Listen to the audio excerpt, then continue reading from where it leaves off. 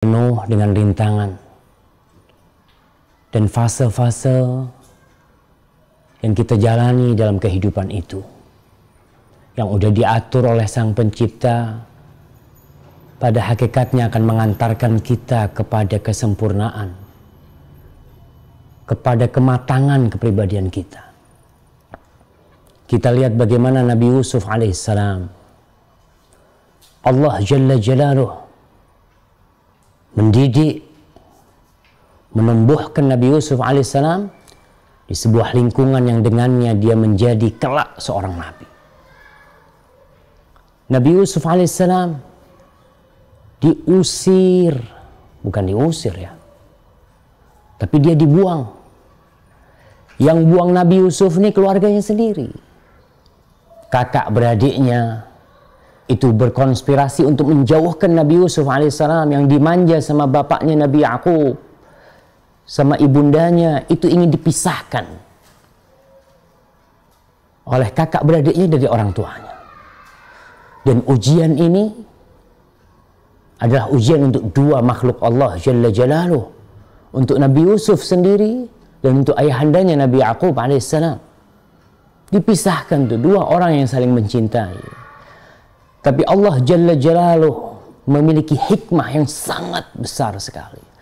Nabi Yusuf melalui perjalanan panjang dibuang di dalam sumur, kemudian dijual kepada salah seorang dari bangsawan Mesir.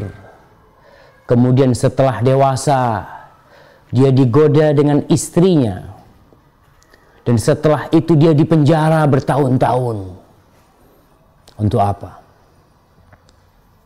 Agar Nabi Yusuf alaihissalam menjadi sosok seorang nabi yang tahan banting.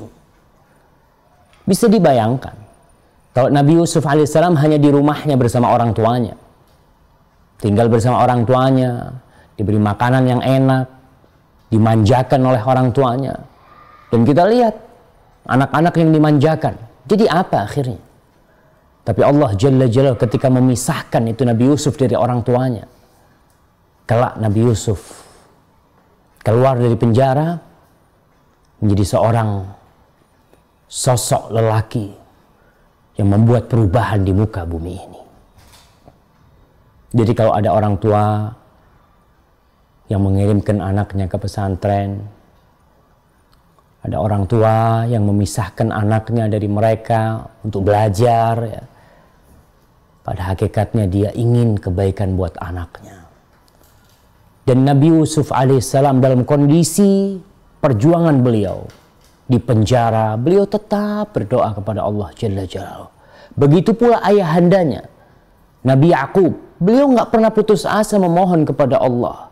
Bahkan tatkala adik Nabi Yusuf alaihissalam nggak bisa balik, ya, Benyamin itu, kemudian kakaknya yang paling tua pun juga nggak bisa balik karena nggak mau balik kakaknya. Maka Nabi Yakub alaihissalam tetap optimis dan dia memohon kepada Allah agar Allah mendatangkan bihim jami'an, semuanya dibalikin nanti. Dan suatu saat tatkala janji Allah mengabulkan doa hambanya yang soleh, Nabi Yakub alaihissalam itu mencium baunya, harumnya Nabi Yusuf alaihissalam. Dia mengatakan kepada keluarganya, inni la ajidu riha Yusuf laula an tufannidun. Aku mencium baunya Nabi Yusuf, baunya Yusuf alaihissalam. Andai kata kalian tidak mendustakanku. Oh, keluarganya tetap yang mengatakan, kau itu tetap innaka lafi dhalalikal qadim, kau tetap ada dalam kesesatanmu yang lama. Tapi Nabi Yakub alaihissalam, beliau tetap optimis dan ternyata betul. Nabi Yusuf mengirimkan pakaiannya, dan ketika pakaian itu dilemparkan ke wajah Nabi Yakub alaihissalam, fartadda basira, Nabi Yakub bisa melihat. Subhanallah. Langsung anak-anaknya itu mereka meminta maaf kepada orang tuanya. Dan keluarganya minta maaf kepada Nabi Yakub alaihissalam. Saudara-saudaraku, jadi hidup ini penuh perjuangan. Kalau kau mendapatkan cobaan, ya lihatlah Nabi Yakub alaihissalam cobaannya. Cobaannya dipisahkan dari anak tercintanya. Cobaan dia, subhanallah, dia jadi buta karena seringnya menangis. Dan Nabi Yusuf alaihissalam dicoba dengan dipenjara, dijauhkan dari orang tuanya. Jadi intinya,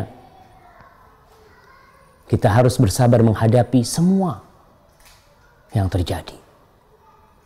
Tatkala kita bersabar, Allah mengatakan wabasyiris sabirin. Wabasyiris sabirin. Berikan kabar gembira buat siapa? Buat orang-orang yang bersabar. Alladzina idza asabathum musibatun qalu inna lillah wa inna ilaihi raji'un. Yang mereka